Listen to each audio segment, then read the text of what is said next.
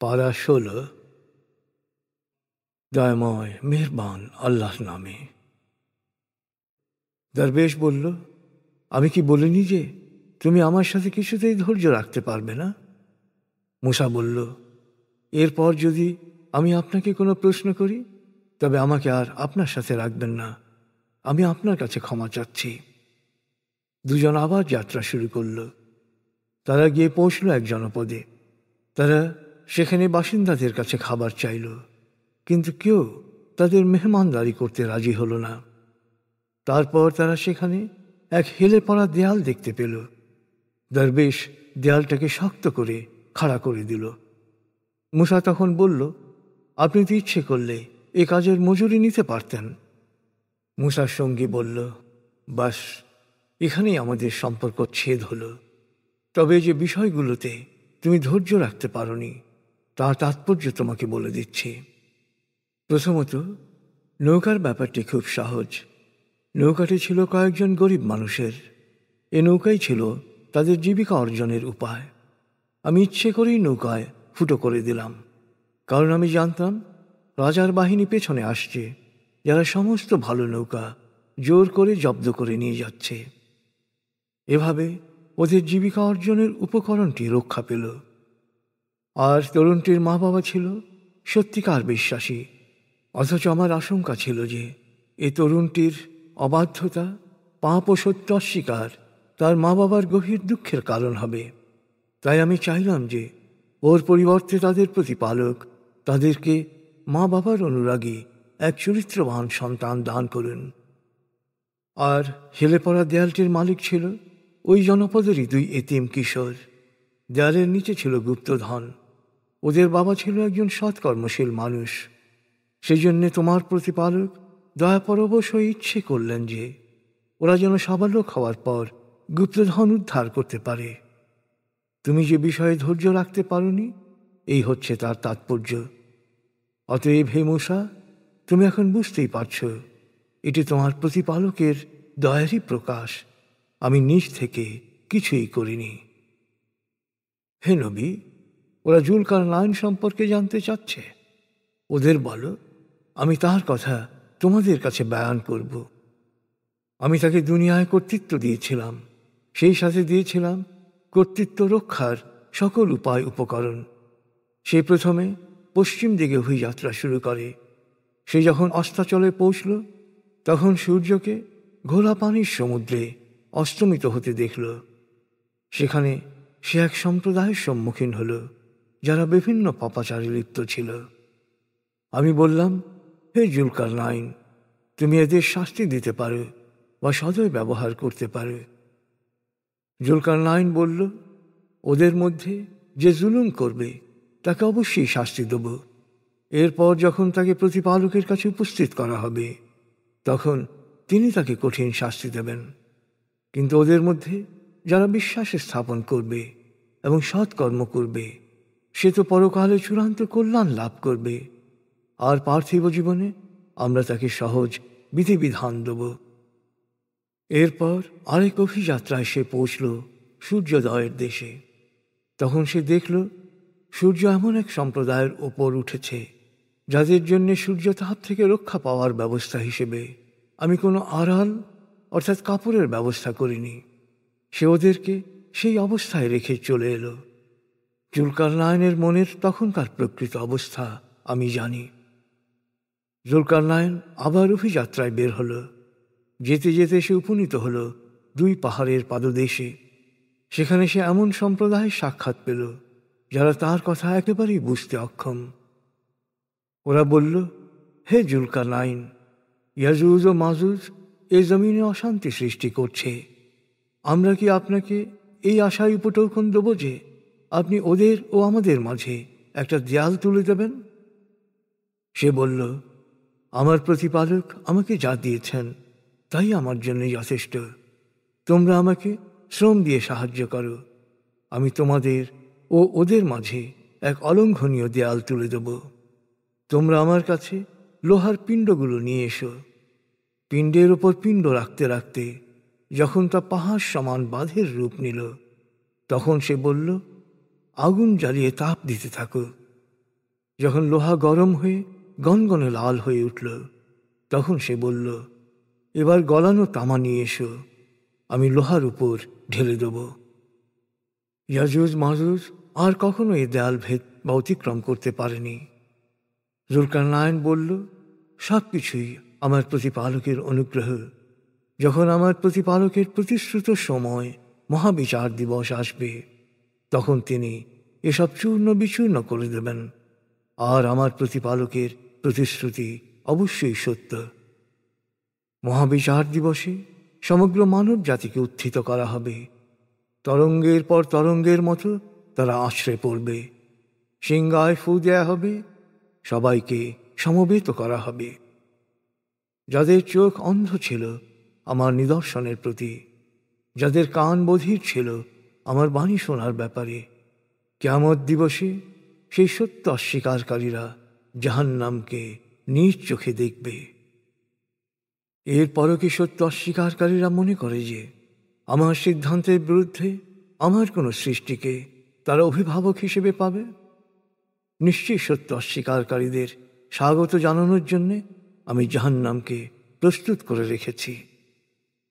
হে নবী, ওদের জিজ্ঞেস করো, আমি কি বলবো কর্মের দিক থেকে কারা পুরোপুরি ব্যর্থ হবে?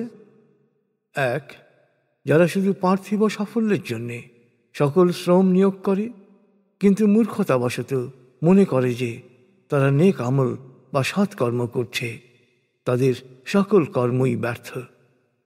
দুই, যারা অস্বীকার করে প্রতিপালকের নিদর্শনাবলী এবং পরকালে তার সাথে সাক্ষাতের বিষয়।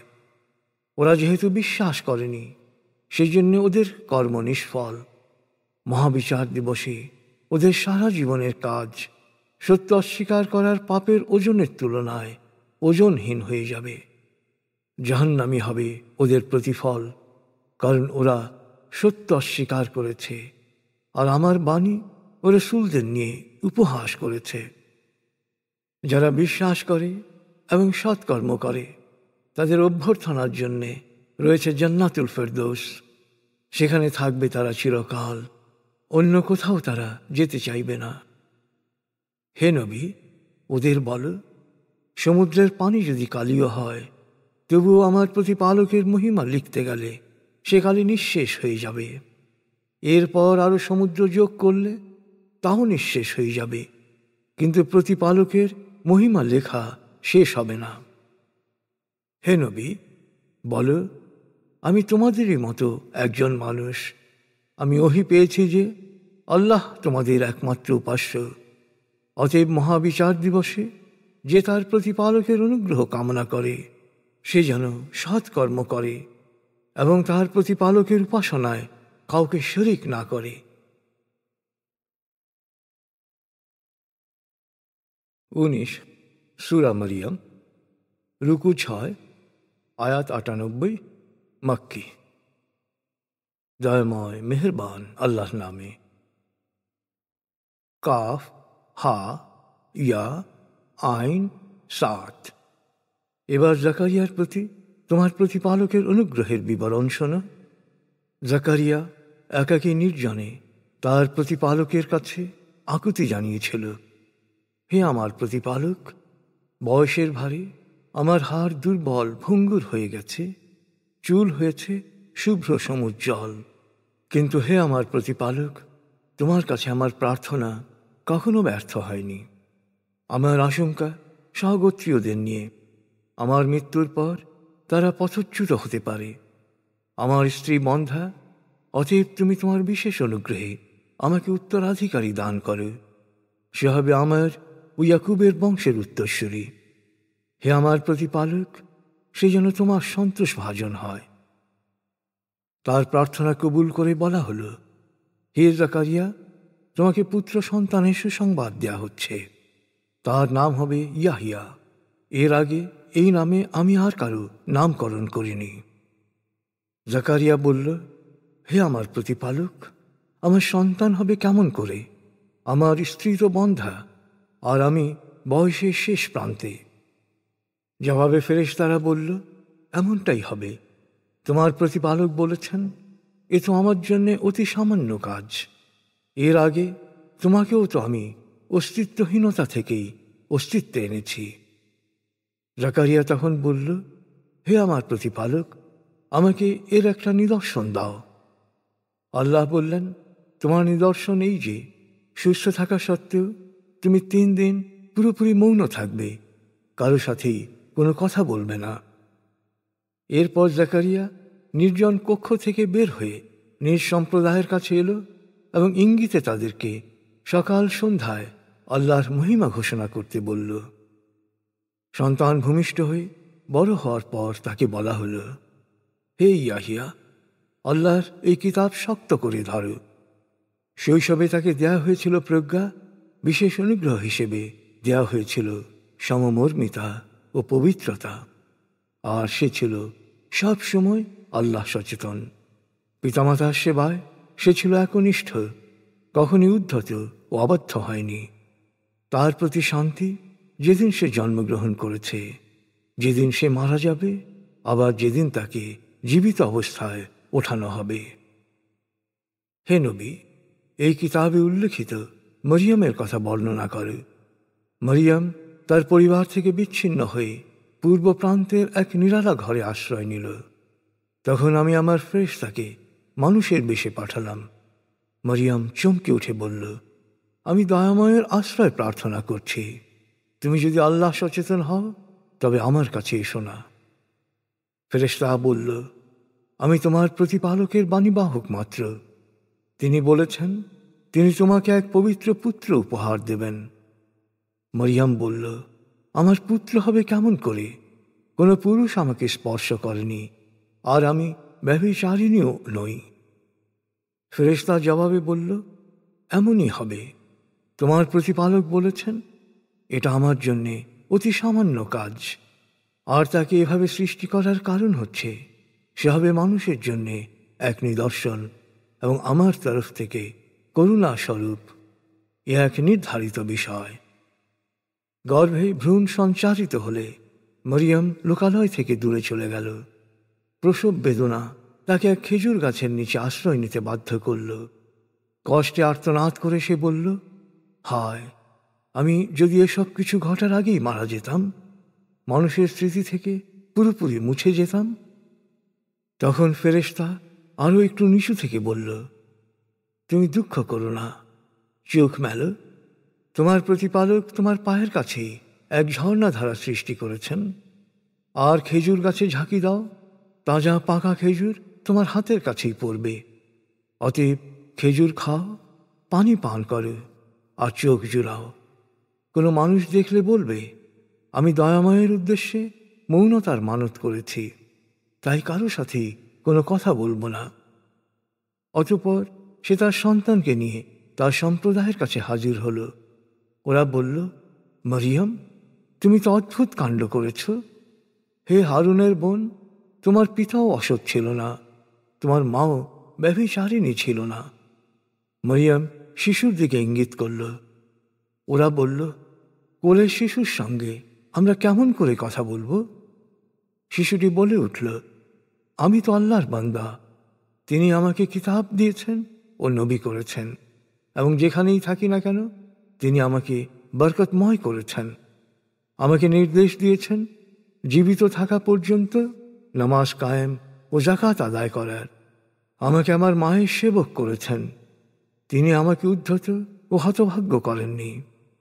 যেদিন আমি জন্মগ্রহণ করেছি সেদিন আমার প্রতি ছিল সালাম। যেদিন আমি মারা যাব আর যেদিন পুনরুত্থিত হব সেদিনও থাকবে সালাম। এই হচ্ছে মরিয়ম পুত্র ঈসার সত্য ঘটনা, জানিয়ে ওরা বিতর্ক করে। সন্তান গ্রহণ করা আল্লাহর কাজ নয়, তিনি পবিত্র মহামহিম।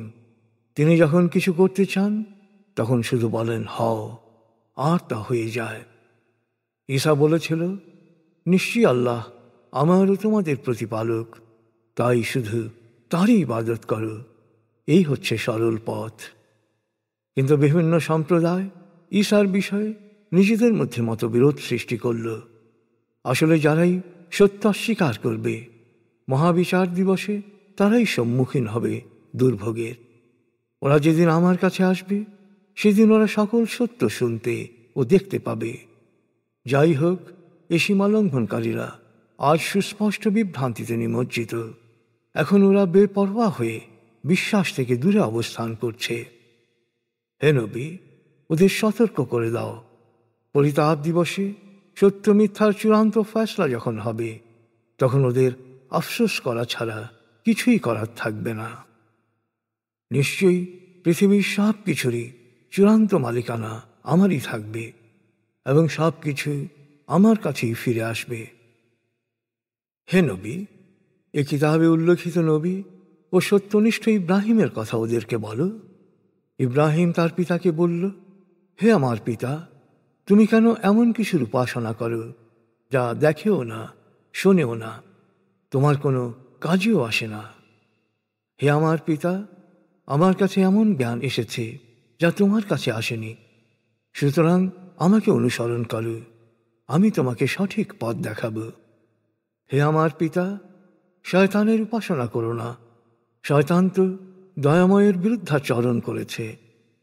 হে আমার পিতা, আমার ভয় হয় দয়াময়ের শাস্তি তোমার উপর পড়বে, তখন তুমি বুঝবে যে তুমি শয়তানের বন্ধু হয়ে গেছ।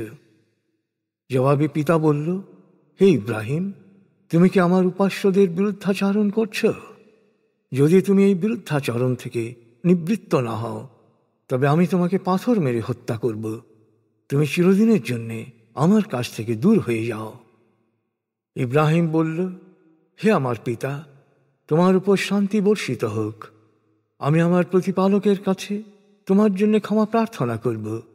নিশ্চয়ই তিনি আমার প্রতি অত্যন্ত অনুগ্রহশীল। আমি তোমাদেরকে এবং আল্লাহ ছাড়া আর যাদেরকে উপাসনা করো তাদের সবাইকে ছেড়ে যাচ্ছি।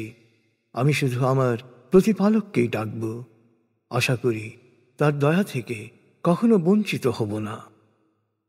তারপর সে তাদের ও তাদের উপাস্যদের ছেড়ে চলে গেল। আমি তাকে ইসহাক ও ইয়াকুবকে দান করলাম আর প্রত্যেককে নবুয়ত দিলাম। আমি তাদের বিশেষ অনুগ্রহে ভূষিত করলাম। সেই সাথে আমি তাদেরকে সত্য প্রকাশের মনোমুগ্ধকর ক্ষমতা দিয়ে সম্মানিত করলাম। হে নবী, এই কিতাবে উল্লেখিত মূসার ঘটনা ওদের কাছে বর্ণনা করে। মূসা ছিল বিশেষভাবে মনোনীত নবী ও রসুল। তাকে আমি তুর পাহাড়ের ডান দিক থেকে ডেকেছিলাম এবং জীবনের নিগূঢ় রহস্য জানানোর জন্যে কাছে এনেছিলাম। বিশেষ অনুগ্রহ হিসেবে তার ভাই হারুনকেও নবীরূপে তার সাহায্যকারী হিসেবে তাকে দিয়েছিলাম। হে নবী, এই কিতাবে উল্লেখিত ইসমাইলের কথা ওদের বলো। ইসমাইল ছিল সত্যাশ্রয়ী, প্রতিশ্রুতি পালনকারী এবং রসুল ও নবী। সে নিজ সম্প্রদায়কে নামাজ কায়েম ও যাকাত আদায়ের নির্দেশ দিত। সে ছিল তার প্রতিপালকের প্রিয় ভাজন। হে নবী, এই কিতাবে উল্লেখিত ইদ্রিসের কথা ওদের বলো। ইদ্রিস ছিল সত্যনিষ্ঠ নবী। আমি তাকে উচ্চ মর্যাদা দান করেছিলাম। আদমের বংশধর, নূহের সাথে নৌকায় আরোহণকারীদের বংশধর, ইব্রাহিম ও ইসরায়েলের বংশধরদের মধ্য থেকে যত নবী এসেছে, তাদের মধ্যে আল্লাহ এদের বিশেষভাবে পুরস্কৃত করেছেন। এদের সঠিক পথ প্রদর্শন করেছেন সম্মানিত। তাদের কাছে দয়াময়ের আয়াত পড়ে শোনানোর সাথে সাথে তারা সজল নয়নে সেজদায় লুটিয়ে পড়ত। এই আয়াতটি সেজদার আয়াত। কিন্তু এদের পরবর্তী প্রজন্মগুলো ছিল অপদার্থ। তারা নামাজ থেকে দূরে সরে গেল, নিজেদের খেয়াল ও কুপ্রবৃত্তির চক্রে জড়িয়ে পড়ল। অতএব সময় মতোই ওরা ওদের কুকর্মের শাস্তির মুখোমুখি হবে। কিন্তু এদের মধ্যে যারা তওবা করেছে, বিশ্বাস স্থাপন করেছে ও সৎকর্ম করেছে, তারা জান্নাতে প্রবেশ করবে। তাদের মর্যাদা কখনো ক্ষুণ্ণ করা হবে না। এই স্থায়ী জান্নাতের প্রতিশ্রুতি দয়াময় তার বান্দাদের দিয়েছেন, যা মানবীয় বুদ্ধির অগম্য এক বাস্তবতা। আর দয়াময়ের প্রতিশ্রুতি পূরণ হবেই। সেখানে তারা সালাম বা শান্তি ছাড়া কোনো নিরর্থক কথা শুনবে না। সকাল ও সন্ধ্যায় তারা পাবে সকল জীবন উপকরণ। আল্লাহ সচেতন বান্দারাই হবে আমার এই জান্নাতের উত্তরাধিকারী। জিবরাইল বলল, হে নবী, প্রতিপালকের নির্দেশ ছাড়া ওহী নিয়ে বারবার তোমার কাছে আসতে পারি না। যা কিছু সামনে বা পেছনে বা এর মাঝখানে রয়েছে সব কিছুরই মালিক তিনি, আর তোমার প্রতিপালক কখনোই কোনো কিছু ভোলেন না। তিনি মহাবিশ্বের সব কিছুরই প্রতিপালক। সুতরাং শুধু তারই ইবাদত করো এবং ইবাদতে লেগে থাকো। তুমি কি তাহার তুল্য কাউকে জানো? এত কিছু জানার পরও মানুষ প্রায়শই বলে, কি বলছ? আমি একবার মারা যাওয়ার পরও আমাকে আবার জীবিত অবস্থায় ওঠানো হবে?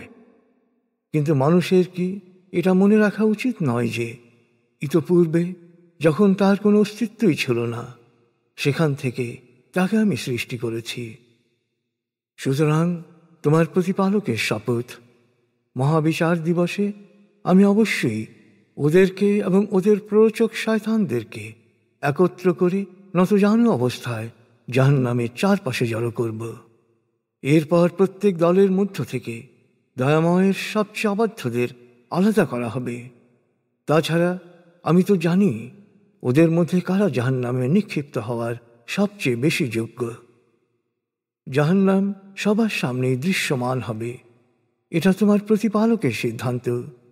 পরে আল্লাহ সচেতনদের আমি উদ্ধার করব, আর জালেমদের নতজানু অবস্থায় সেখানে নিক্ষেপ করব। হায়, ওদের কাছে যখনই আমার আয়াতসমূহ সুস্পষ্টভাবে বয়ান করা হয়েছে, তখনই সত্য অস্বীকারীরা বিশ্বাসীদের প্রশ্ন করেছে, আমাদের এ দুই দলের মধ্যে কারা বেশি শক্তিমান এবং সম্প্রদায় হিসেবে কারা শ্রেষ্ঠ? অথচ ওদের আগে কত সম্প্রদায়কেই না আমি ধ্বংস করেছি, যারা সম্পত্তিতে, উপকরণে, জাঁকজমকে ওদের চেয়ে অনেক অগ্রসর ছিল। হে নবী, ওদের বলো, যারা বিভ্রান্তিতে লিপ্ত, দয়াময় তাদের প্রচুর অবকাশ দিচ্ছেন যাতে করে তারা তাদের ভুল বোঝার সুযোগ পায়। এ অবকাশ অব্যাহত থাকবে সতর্কিত বিষয় প্রত্যক্ষ করার পূর্ব পর্যন্ত, তা পার্থিব শাস্তি রূপে হোক বা মহাবিচার দিবসের শাস্তি। তখন ওরা নিশ্চিত রূপে জানতে পারবে কে হীনবল আর কে মর্যাদায় নিকৃষ্ট। যারা সরল পথে চলে, আল্লাহ তাদের সৎ পথের উপলব্ধি ও চলার ক্ষমতা ক্রমাগত বাড়িয়ে দেন সৎকর্ম করার আকুতি। সৎকর্ম তোমার প্রতিপালকের কাছ থেকে স্থায়ী পুরস্কার প্রাপ্তির জন্যে উত্তম। প্রতিফল দানকারী হিসেবেও পার্থিব লাভালাভের চেয়ে অনেক অনেক ভালো। হে নবী, তুমি কি চিন্তা করেছ ওরা কি ধরনের লোক যে আমার আয়াতকে প্রত্যাখ্যান করে এবং বলে, আমাকে তো ধন সম্পত্তি ও সন্তান সন্ততি দেয়া হবে? সে কি গায়েবী খবর জানে বা দয়াময়ের কাছ থেকে কোনো প্রতিশ্রুতি পেয়েছে? না, এ সত্য নয়। সে যা বলে তা লিখে রাখা হবে এবং তার শাস্তির পরিমাণ বাড়তে থাকবে। মৃত্যুর পর তার কথিত সব সম্পত্তির মালিক আমিই থাকব, আর মহাবিচার দিবসে সে একাই আমার কাছে হাজির হবে। ওরা আল্লাহ ছাড়া অন্য উপাস্য গ্রহণ করে এটা ভেবে যে ওই উপাস্যরা ওদের সহায় হবে।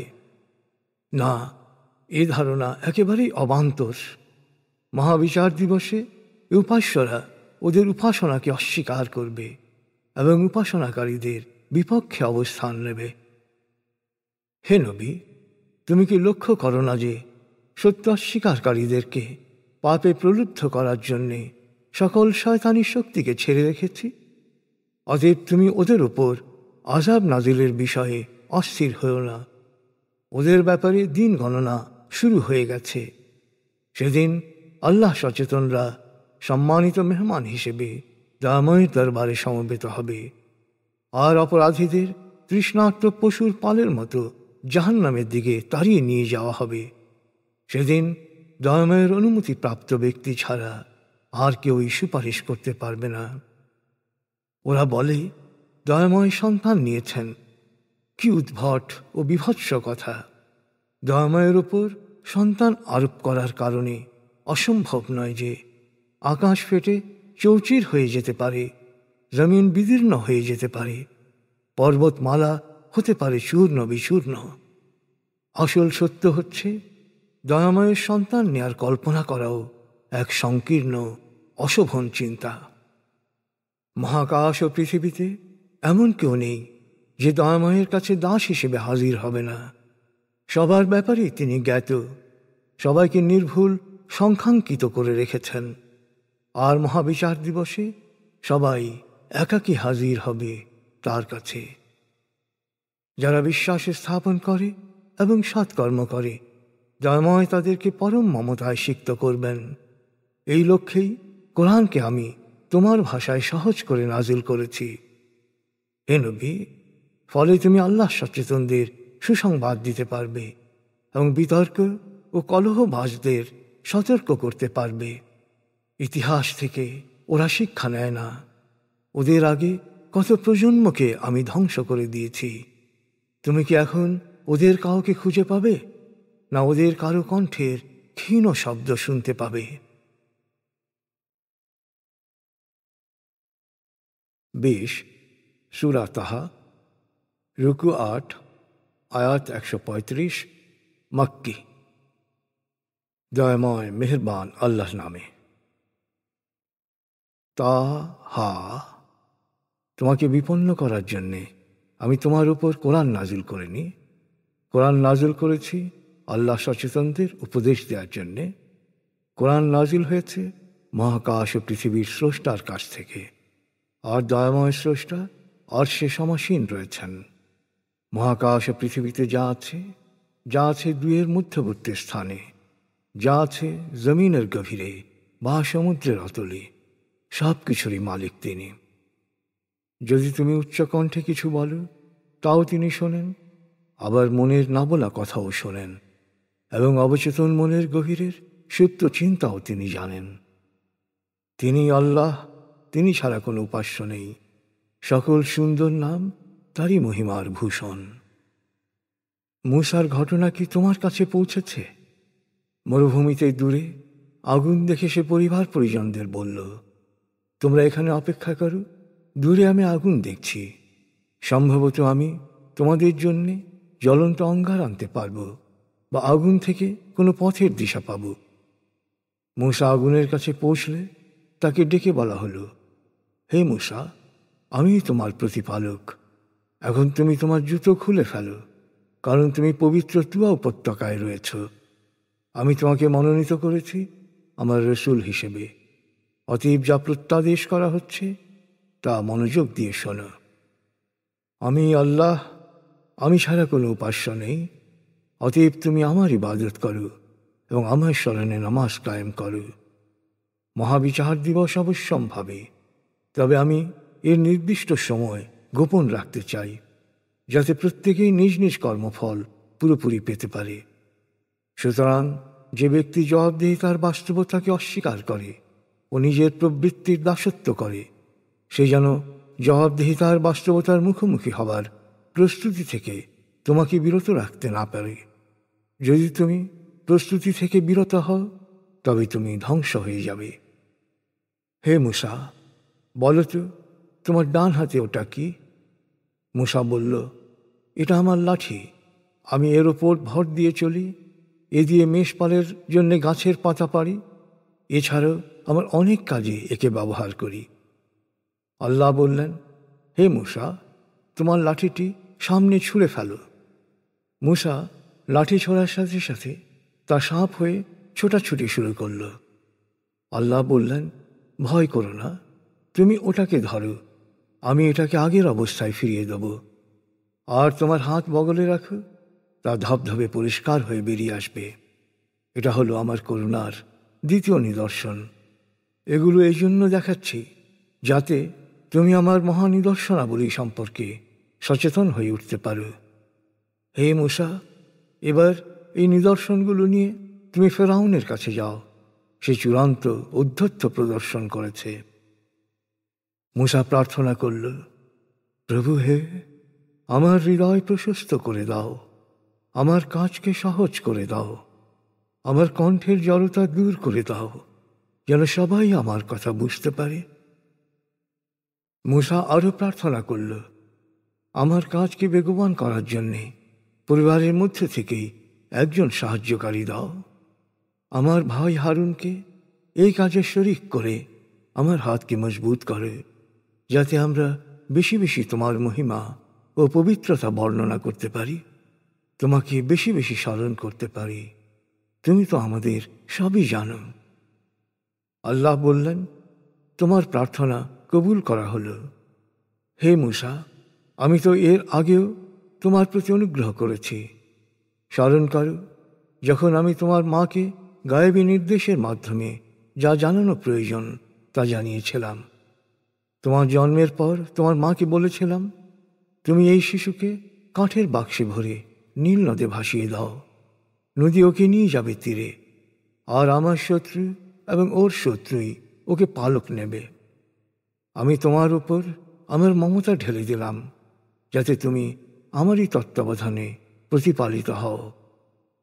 যখন তোমার বোন ফেরাউনের লোকদের বলল, আমি কি তোমাদেরকে বলবো এই শিশুর লালন পালন কে ভালোভাবে করতে পারবে, তখনও তুমি আমার দৃষ্টির মধ্যেই ছিলে।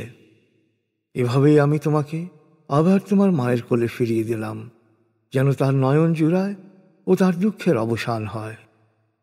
আর স্মরণ করে, যুবা বয়সে তুমি একজনকে হত্যা করেছিলে, তখন আমি তোমাকে সকল ঝামেলা থেকে মুক্ত করি, যদিও আমি তোমাকে বহুভাবেই পরীক্ষা করেছি।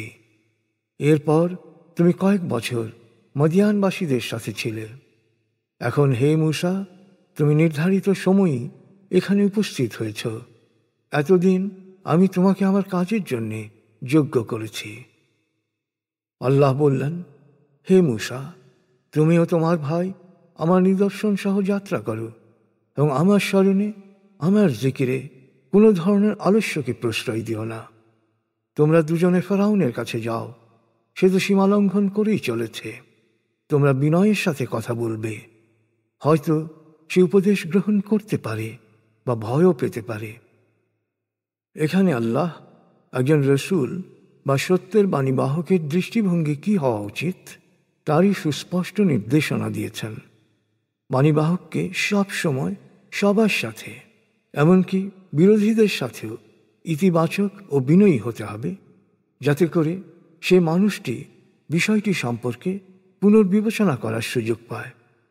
বাস্তবতা হচ্ছে, ফেরাউন বাণী গ্রহণ করবে কি করবে না, অন্তর্যামী আল্লাহ তো সবই জানেন। আয়াত ৪৫ থেকে। দুভাই বলল, হে আমাদের প্রতিপালক, আমরা আশঙ্কা করছি যে ফেরাউন উত্তেজিত হয়ে আমাদের উপর মাত্রাতিরিক্ত জুলুম করবে। আল্লাহ বললেন, ভয় করো না, তোমাদের দুজনের সাথে আমি আছি। আমি সব দেখি, সব শুনি। অতএব তোমরা তার কাছে যাও এবং বলো, আমরা তোমার প্রতিপালকের প্রেরিত রসূল। বনী ইসরাইলের ওপর অত্যাচার করো না এবং তাদেরকে আমাদের সাথে যেতে দাও।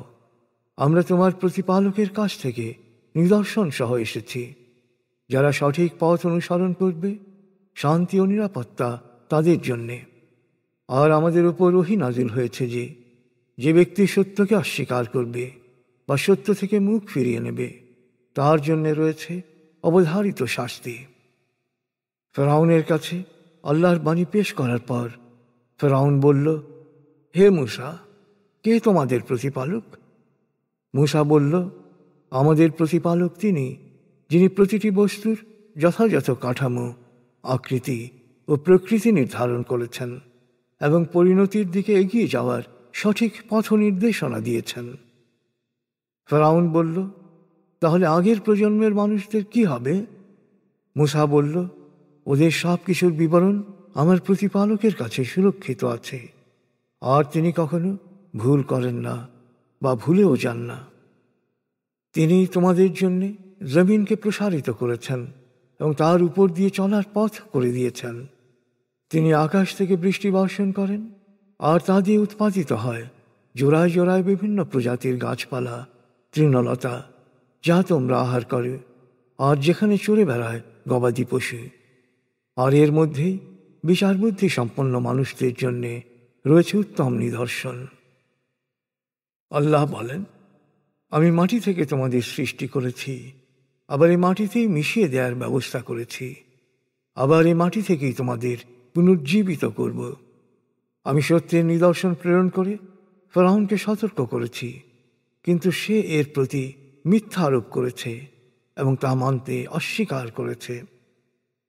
ফেরাউন বলল, হে মূসা, তুমি কি জাদুর শক্তি প্রয়োগ করে এদেশ থেকে আমাদের বের করে দেওয়ার জন্যে এখানে এসেছ? ঠিক আছে, তোমার জাদুর মোকাবেলায় আমরাও ব্যবস্থা নিচ্ছি। অতএব মোকাবেলার স্থান ও সময় ঠিক করো।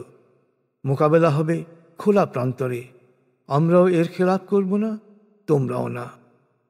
মূসা বলল, মোকাবেলা হবে উৎসবের দিন, সূর্যোদয়ের পরে প্রকাশ্য দিবালোকে সমবেত জনতার সামনে। এরপর ফেরাউন ভেতরে চলে গেল, পরিষদদের সাথে আলাপ করে মোকাবেলার পরিকল্পনা চূড়ান্ত করল। জাদুকরদের একত্র করে মোকাবেলার স্থানে হাজির হল। মূসা প্রতিপক্ষ জাদুকরদের সম্বোধন করে বলল, হে হতভাগারা, তোমরা আল্লাহর বাণীর সত্যতাকে অস্বীকার করো না, করলে কঠিন আযাব দিয়ে তিনি তোমাদের ধ্বংস করে দেবেন।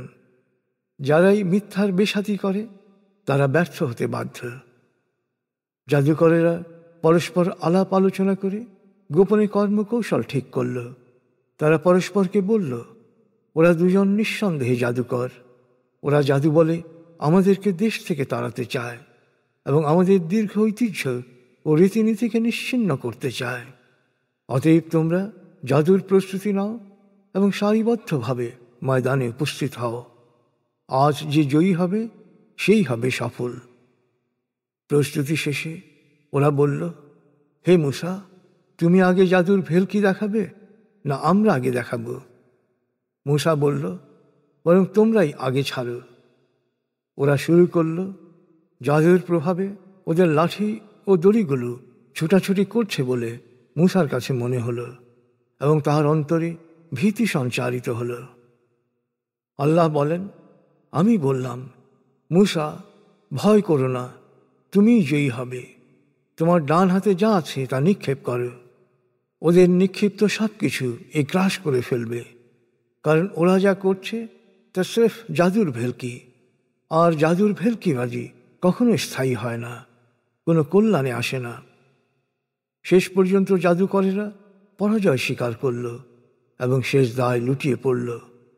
একসাথে বলে উঠল, আমরা মূসা ও হারুনের প্রতিপালকের উপর বিশ্বাস স্থাপন করলাম। ফেরাউন বলল, কি, আমি অনুমতি দেওয়ার আগেই তোমরা মূসার উপর বিশ্বাস স্থাপন করলে?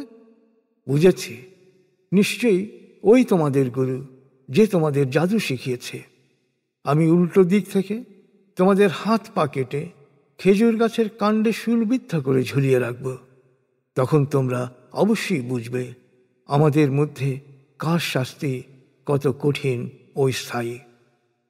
জাদুকরেরা বলল, সত্যের যে প্রমাণ আমরা পেয়েছি তার উপর এবং আমাদের স্রষ্টার উপর তোমাকে কখনই প্রাধান্য দেব না। তুমি যা ইচ্ছা করতে পারো, তোমার হুকুম শুধু চলতে পারে আমাদের পার্থিব জীবনের উপর। আমরা আমাদের প্রতিপালকের উপর নিশ্চিত বিশ্বাস স্থাপন করছি, আর তোমার জবরদস্তির জন্যে আমরা যে জাদু করেছি সেই জন্যে তার কাছে ক্ষমা চাচ্ছি। নিশ্চয়ই আল্লাহই শ্রেষ্ঠ, আল্লাহই চিরস্থায়ী।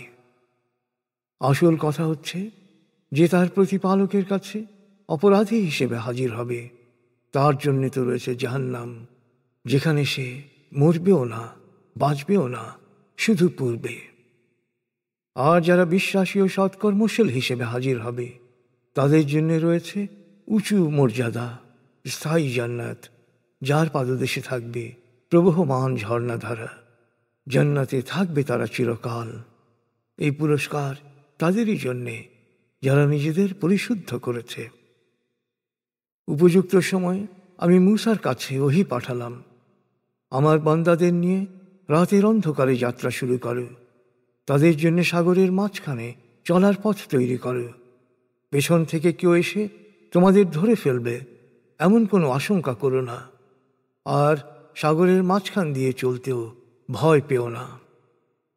সব কিছু টের পেয়ে ফেরাউন তার বাহিনী সহ মূসার পেছনে ছুটল, কিন্তু সাগর ওদের সবাইকে গ্রাস করে ফেলল।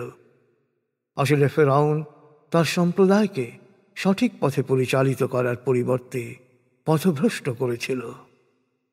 হে বনী ইসরাইল, এভাবে আমি তোমাদের শত্রুর কবল থেকে উদ্ধার করেছিলাম। তারপর বারবার তোমাদের জন্যে মান্না ও সালোয়া পাঠিয়েছি এবং তুর পাহাড়ের ডান পাশে তোমাদের বিশেষ প্রতিশ্রুতি দিয়েছিলাম। আর বলেছিলাম, আমি তোমাদের যে জীবনোপকরণ দিয়েছি তা থেকে শুদ্ধ ও ভালো জিনিসগুলো খাও, আর এ বিষয়ে বাড়াবাড়ি করো না। যদি করো তবে তোমাদের উপর গজব অবধারিত, আর যার উপর গজব পড়বে সে বিনাশিত হবে। তবে যে অনুশোচনা করে, বিশ্বাস করে, সৎকর্ম করে ও সৎ পথে চলে, তার প্রতি আমি সব সময়ই ক্ষমাশীল। মূসা তুর পাহাড়ের উপরে উঠলে আল্লাহ বলেন, হে মূসা, নিজ সম্প্রদায়কে পেছনে ফেলে তাড়াহুড়া করে এখানে আসতে কে তোমাকে বাধ্য করল? মূসা বলল, ওরা তো আমার পেছনেই রয়েছে। আমি তাড়াহুড়ো করে তোমার কাছে এসেছি কৃতজ্ঞতা প্রকাশের জন্যে, যেন তুমি সন্তুষ্ট হও। আল্লাহ বললেন, ঠিক আছে, তাহলে শোনো, তুমি চলে আসার পর তোমার সম্প্রদায় এক পরীক্ষার সম্মুখীন হয়েছে। এক সামিরি তাদের পথভ্রষ্ট করেছে।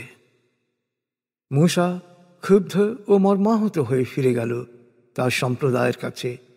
সবাইকে জড়ো করে সে বলল, হে আমার সম্প্রদায়, তোমাদের প্রতিপালককে তোমাদেরকে এক উত্তম প্রতিশ্রুতি দেননি? এই প্রতিশ্রুতি পূরণের সময় কি তোমাদের কাছে অনেক লম্বা মনে হয়েছে? না তোমরা চাচ্ছ তোমাদের উপর প্রতিপালকের গজব পড়ুক, তাই তোমরা আমার সাথে প্রতিজ্ঞা ভঙ্গ করলে? সম্প্রদায়ের লোকেরা বলল, আমরা স্বেচ্ছায় ওয়াদা ভঙ্গ করিনি। ঘটনা হচ্ছে, আমরা লোকজনের অলঙ্কারের বোঝায় ভারাক্রান্ত হয়ে পড়েছিলাম। আমরা ওই অলঙ্কারগুলো অগ্নিকুণ্ডে নিক্ষেপ করি। অনুরূপভাবে সামেরি ও তারটা নিক্ষেপ করে। ওরা মূসাকে বলল, এরপর সামেরি গলানো সোনা থেকে এক বাছুর তৈরি করল, যা গরুর মতো হাম্বা হাম্বা শব্দ করে। তারপর ওরা পরস্পরকে বলল, এ তোমাদেরও উপাস্য আর মূসারও উপাস্য, কিন্তু মূসা তার অতীতের কথা ভুলে গেছে। হায়, ওরা একটুও ভাবেনি যে ওদের কথায় ওটা সাড়া দেয় না, ওদের কোনো ক্ষতি বা কল্যাণ করার ক্ষমতাও রাখে না। মূসা ফেরত আসার আগেই হারুন ওদের বলেছিল, হে আমার সম্প্রদায়, সোনার বাছুর দিয়ে তোমাদের কেবল পরীক্ষা করা হচ্ছে। তোমাদের প্রতিপালক দয়াময়, তোমরা আমাকে অনুসরণ করো এবং আমার কথা শোনো। জবাবে ওরা বলেছিল, মূসা আমাদের কাছে ফিরে না আসা পর্যন্ত আমরা এই বাছুরেরই উপাসনা করব। ফিরে এসে মূসা জিজ্ঞেস করল, হে হারুন, তুমি যখন দেখলে ওরা পথভ্রষ্ট হচ্ছে, তখন ওদের ভ্রান্ত পথ বাদ দিয়ে কেন আমার নীতি অনুসরণ করলে না? তাহলে তুমি কি ইচ্ছে করেই আমার নির্দেশনা লঙ্ঘন করেছ? হারুন জবাবে বলল, হে আমার সহোদর, আমার দাড়ি চুল ধরে টেনো না, সবার সামনে অপদস্থ করো না। আমি আশঙ্কা করেছিলাম যে তুমি ফিরে এসে বলবে, তুমি বনী ইসরাইলের মধ্যে বিভেদ সৃষ্টি করেছ এবং আমার নীতি অনুসরণে আন্তরিক হওনি। মূসা বলল, হে সামেরি, এখন বলো তোমার বক্তব্য। সামেরি বলল, আমি যা বুঝেছি ওরা তা বোঝেনি। আমি রসুলের পদচিহ্ন থেকে এক মুষ্টি আগুনে নিক্ষেপ করেছি, অর্থাৎ তোমার শিক্ষার একটি অংশ বিসর্জন দিয়েছি। আমার মন আমাকে এভাবেই কাজ করতে উদ্বুদ্ধ করেছে। মূসা বলল, দূর হও এখান থেকে। এখন থেকে সারা জীবন তুমি শুধু চিৎকার করবে, আমি অস্পৃশ্য, আমাকে ছুঁয়ো না। আর পরকালে তোমার নিয়তি তো নির্দিষ্ট হয়ে গেছে, যা থেকে তোমার কোনো পরিত্রাণ নেই। এখন তোমার উপাস্যের প্রতি লক্ষ্য করো, যার উপাসনায় তুমি মগ্ন ছিলে। দেখো, তোমার চোখের সামনেই আমি একে পুড়িয়ে ভস্ম করে ফেলব, তারপর ভস্মাবশেষ সাগরে ছড়িয়ে দেব। হে মানুষ, আল্লাহই একমাত্র উপাস্য, তিনি ছাড়া কোনো উপাস্য নাই, সব কিছুই তাঁর জ্ঞানের আওতাধীন। হে নবী, এভাবেই আমি তোমার কাছে অতীতের ইতিহাস বর্ণনা করছি এবং তোমাকে উপদেশ দান করছি। যেই উপদেশ কোরআন থেকে মুখ ফিরিয়ে নেবে, সে মহাবিচার দিবসে পাপের দুর্বহ বোঝা বহন করবে। আসলে সারা জীবনই এই বোঝা বইবে তারা, আর মহাবিচার দিবসে এই বোঝা কতই না পীড়াদায়ক হবে। যেদিন সিংহায় ফু দেয়া হবে, সেদিন সমবেত পাপীদের চোখ হবে আতঙ্কে নীল। তখন ওরা পরস্পর কানাঘুষা করবে, দুনিয়ায় তোমরা কাটিয়েছ বড়জোর 10 দিন। হে নবী, আমি ভালো করেই জানি ওরা কি বলবে। ওদের মধ্যে যে সবচেয়ে সতর্ক অনুমান করবে, সে বলবে, তোমরা তো দুনিয়াতে কাটিয়েছ মাত্র 1টি দিন। হে নবী, ওরা তোমার কাছে মহাপ্রলয় দিবসে পাহাড়গুলোর অবস্থা সম্পর্কে জানতে চাচ্ছে। ওদের বলো, আমার প্রতিপালক পাহাড়গুলোকে ধূলিকণায় পরিণত করে চারদিকে ছড়িয়ে দেবেন। জমিনকে করবেন মসৃণ সমতল ময়দান, উঁচু নিচু বলে কিছু থাকবে না। মহাবিচার দিবসে ঘোষকের নির্দেশনা সবাই অনুসরণ করবে, কারোরই এদিক ওদিক করার কোনো সুযোগ থাকবে না। দয়াময়ের সামনে সকল কণ্ঠ স্তব্ধ হয়ে যাবে, অস্পষ্ট পদধ্বনি ছাড়া আর কিছুই শুনতে পাবে না। দয়াময় যাকে অনুমতি দেবেন, যার কথা তিনি পছন্দ করবেন, সে ছাড়া অন্য কারো সুপারিশ কোনো কাজে আসবে না। মানুষের সামনে যা কিছু দৃশ্যমান রয়েছে তাও তিনি জানেন, আর যা কিছু দৃশ্যের অন্তরালে রয়েছে তাও তিনি জানেন, অথচ মানুষ কখনো তাকে জ্ঞানায়ত্ত করতে পারে না। চিরঞ্জীব, সর্বসত্তার ধারক আল্লাহর সামনে সবাই তখন মাথা নত করে থাকবে। পাপের বোঝায় ভারাক্রান্তরা হতাশ ও ব্যর্থ হবে, তবে বিশ্বাসী ও সৎকর্মশীলরা কোনো ক্ষতি বা অবিচারের আশঙ্কা থেকে মুক্ত থাকবে। হে নবী, এভাবে আমি আরবি ভাষায় কোরআন নাজিল করেছি এবং বিশদভাবে সতর্ক বাণীসমূহ বয়ান করেছি, যাতে করে মানুষ আল্লাহ সচেতন হয় এবং উপদেশ অনুসরণ করে। আল্লাহ মহামহান, সব কিছুর প্রকৃত মালিক। তোমার উপর আল্লাহর ওহী সম্পূর্ণ হওয়ার আগে কোরআন পড়ে শোনাতে তুমি তাড়াহুড়া করো না, আর প্রার্থনা করো, হে আমার প্রতিপালক, আমাকে আরো জ্ঞান দান করো। আমি অবশ্যই এর অনেক আগে আদমকে নির্দেশ দিয়েছিলাম, কিন্তু সে নির্দেশ ভুলে গিয়েছিল। আমি তার মধ্যে দৃঢ়তা পাইনি। স্মরণ করো, আমি যখন ফেরেশতাদের বললাম আদমকে সেজদা করো, ইবলিস ছাড়া সকলেই সেজদা করল, সে নির্দেশ অমান্য করল। এরপর আমি বললাম, হে আদম, ইবলিস তোমার ও তোমার স্ত্রীর শত্রু, অতএব সতর্ক থেকো, সে যেন কিছুতেই তোমাদের জান্নাত থেকে বের করে দিতে না পারে। বেরিয়ে গেলে তোমরাই দুঃখ কষ্টে নিপতিত হবে। এই জান্নাতে তোমরা কখনো ক্ষুধার্ত বোধ করবে না, বা নগ্নতার কোনো অনুভূতিও হবে না। পিপাসা বা গরম তোমাদের কোনো কষ্ট দেবে না। সময় সুযোগ মতো শয়তান তাকে কুমন্ত্রণা দিল। প্রলুব্ধ করে সে বলল, হে আদম, আমি কি তোমাকে অমরত্ব ও অক্ষয় রাজত্ব দানকারী গাছের কথা বলবো? তারপর প্রলুব্ধ হয়ে তারা সে গাছের ফল খেল। তারা মুহূর্তে নিজেদের নগ্নতা, লজ্জাস্থান সম্পর্কে সচেতন হয়ে উঠল। তখন তারা বাগানের গাছের পাতা দিয়ে লজ্জাস্থান ঢাকতে লাগল। আদম তার প্রতিপালকের নির্দেশ লঙ্ঘন করল, ফলে সে পথভ্রষ্ট হল। পরে তার প্রতিপালক তার তওবা কবুল করলেন, তাকে ক্ষমা করলেন, তাকে পথ নির্দেশ দিলেন এবং তাকে মনোনীত করে সম্মানিত করলেন। তিনি বললেন, তোমরা একই সঙ্গে জান্নাত হতে নেমে যাও। শয়তান ও তোমরা এখন থেকে পরস্পরের শত্রু। পরে আমার পক্ষ থেকে সৎপথের নির্দেশ এলে যে তা অনুসরণ করবে, সে বিভ্রান্তি ও দুর্ভোগ থেকে রক্ষা পাবে, আর যে আমার পথ নির্দেশনা থেকে দূরে সরে যাবে, তার জীবন হবে অর্থহীন এবং মহাবিচার দিবসে তাকে তোলা হবে দৃষ্টিহীন রূপে।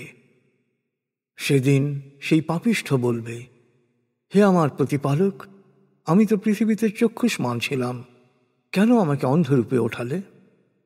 তিনি বলবেন, তুমি তো এমনই অন্ধের মতো ছিলে। আমার নিদর্শনাবলী তোমার কাছে এসেছিল, কিন্তু তুমি তার প্রতি দৃষ্টিপাত করনি, তাই আজ তোমাকেও এমনিভাবে বর্জন করা হলো। যারা প্রতিপালকের আয়াতকে অস্বীকার করে এবং সীমা লঙ্ঘন করে, আমি তাদের এভাবেই প্রতিফল দেব। পরকালের শাস্তি অবশ্যই কঠিন ও স্থায়ী। আমি ওদের আগে পাপাচারের কারণে বহু প্রজন্মকে ধ্বংস করেছি, আর সেই ধ্বংসপ্রাপ্ত জনপদের আশপাশেই ওরা বিচরণ করছে। কিন্তু আফসোস, এই বিপর্যয়ের ইতিহাস থেকে শিক্ষা নিয়ে ওরা সৎ পথে আসে না। অবশ্যই এর মধ্যে বিচার বুদ্ধি প্রয়োগে আগ্রহীদের জন্যে শিক্ষণীয় নিদর্শন রয়েছে। তোমার প্রতিপালকের পূর্ব ঘোষণা অনুসারে প্রত্যেক পাপীকে অনুশোচনার সুযোগ দেওয়ার জন্যে নির্ধারিত সময় দেওয়া না থাকলে ওরা আশু শাস্তির সম্মুখীন হতো।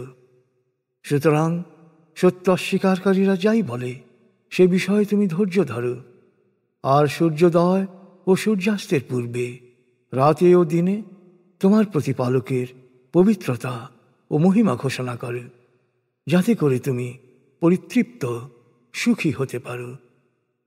পরীক্ষা করার উদ্দেশ্যে সত্য অস্বীকারীদের কাউকে কাউকে পার্থিব জীবনের জৌলুস বাড়ানোর জন্যে যে বিলাস উপকরণ দিয়েছি, তার দিকে কখনো তাকিও না। তোমার প্রতিপালকের দেয়া হালাল জীবন উপকরণই স্থায়ী ও বরকতময়। তুমি তোমার পরিবার পরিজনকে নামাজ শিক্ষা দাও এবং নিজে নামাজের উপর কায়েম থাকো। মনে রেখো, আমি তোমার কাছে কোনো জীবন উপকরণ চাই না। আসলে জীবন উপকরণ তো আমিই দেই। মনে রেখো, আল্লাহ সচেতনদের পরিণামই হচ্ছে শুভ। এরপরও সত্য অস্বীকারীরা বলে, সে তার প্রতিপালকের কাছ থেকে আমাদের জন্য কোনো অলৌকিক নিদর্শন আনে না কেন? হে নবী, ওদের বলো, পূর্ববর্তী কিতাবসমূহের শিক্ষার বর্ণনাই কি আমার আয়াতসমূহের সুস্পষ্ট প্রমাণ নয়? এই ওহী আসার পূর্বে যদি আমি ওদের শাস্তি দিয়ে ধ্বংস করতাম, তাহলে মহাবিচার দিবসে ওরা বলতো, হে আমাদের প্রতিপালক, তুমি আমাদের কাছে একজন রসূল পাঠালে না কেন? পাঠালে লাঞ্ছিত অপমানিত হওয়ার আগেই আমরা তোমার বিধিবিধান মেনে চলতাম।